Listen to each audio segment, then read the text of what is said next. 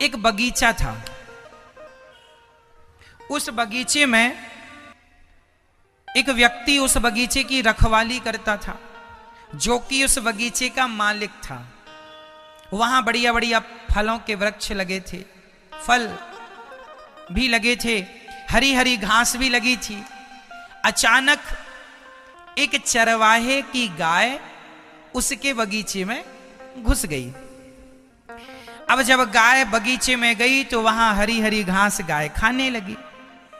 बगीचे का मालिक भी वहीं था।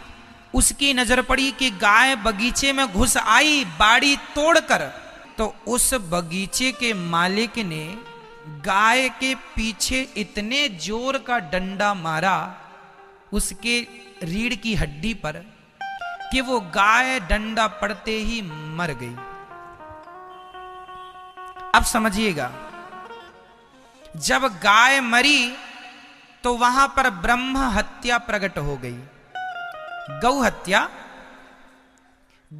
प्रकट हो गई। तो गौ हत्या को देखकर वह बगीचे का मालिक बोला, तुम कौन हो? उसने कहा, मैं गौ हत्या हूं, तुमने गाय को मारा, अब मैं तुम्हें आऊंगी तुम्हारे ऊपर। तुमने पाप कर दिया, गाय को मार डाला तुमने। तो वो बगीचे का मालिक बड़ा चतुर था।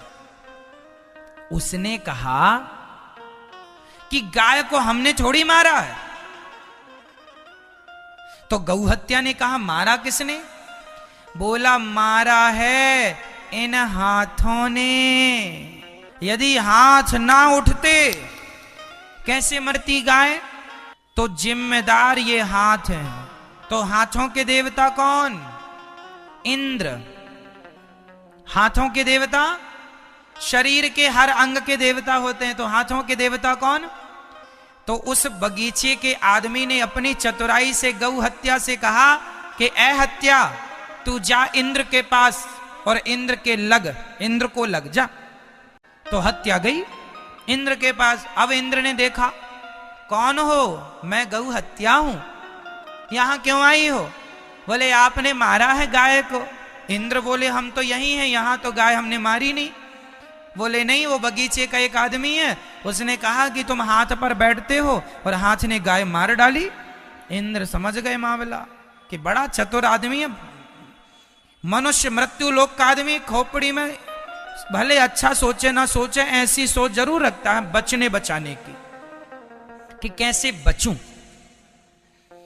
तो इंद्र भी कम चतुर नहीं। इंद्र ने कहा, अच्छा ये बताओ गौ हत्या, कि यदि हाथ ने मारा तो हाथ तो तब ही मारते ना, क्योंकि हाथ तो मन के अधीन है, बुद्धि के अधीन है। भाई बुद्धि ने आदेश दिया मारो, तब ना मारा। तो जाओ, बुद्धि के देवता भगवान ब्रह्मा है, जाओ ब्रह्मा जी के पास। अब हत्या ब्रह्मा जी के पास गई। ब्रह्मा जी लोहा में। ब्रह्मा जी बोले, कहां से आई हो? बोले, मृत्यु लोक से, इंद्र के पास से आपके पास। पूरा मामला ब्रह्मा जी ने समझा। ब्रह्मा जी बोले, एक काम करो, अरे बुद्धि भी क्या करती, हाथ भी क्या करते, यदि पांव ना चल के जाते तो गलती पांव की। पांव क्यों चल के गए? गाय तक चल के कौन गया? गाय तक चल के कौन गया? पांव। इसलिए पांव के देवता हैं भगवान नारायण। चरणों के देवता कौन? चरणों में भगवान का वास होता है।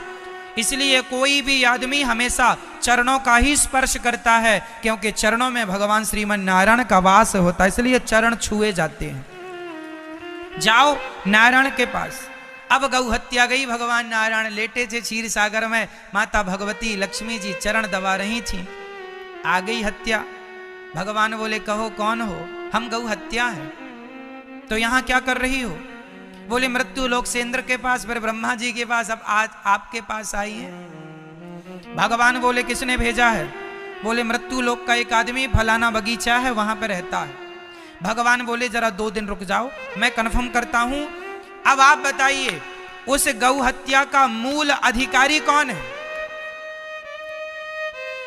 वो व्यक्ति, बगीचे का मालिक, या इंद्र, या ब्रह्मा, या भगवान नारायण? बताइए कौन?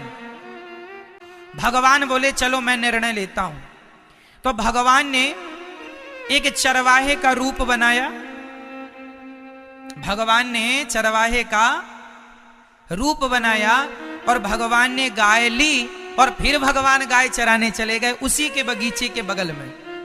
और फिर भगवान की कृपा से वो गाय बगीचे में घुस गई और वो बगीचे का मालिक फिर आया। और जब आया तो उसने गाय को फिर लाठी से मारना चाहा तो भगवान ने रोका, भैया भैया हमारी गाय धोखे से घुसाई, जरा माफ करो माफ करो। तो भगवान ने पूछा क्यों, ये बगीचा किसका है? बोला मेरा है, मेरा। बोले ये डंडा किसका है? मेरा है, मेरा। ये हाथ किसका है? मेरा हाथ, मेरा। देख रहे हो पावर, मेरा हाथ। ये पांव किसके हैं? मेरे पांव, मेरा पांव। ये जो बुद्धि है तेरी, ये किसकी? मेरी बुद्धि है, मैं बड़ा आदमी हूं यहां बगीचे का। भगवान बोले पागल, जब बगीचा तेरा, हाथ तेरा, पांव तेरा, तो हत्या भी तेरी ही हुई। ये ब्रह्म हत्या अपनी रख, चल यहां से। ये जो ब्रह्म हत्या तूने की है, वो गौ हत्या जो तूने की है, उस गौ हत्या का अधिकारी, उस पाप का अधिकारी भी तू, चल पाप भोग। होशियार बन रहा है।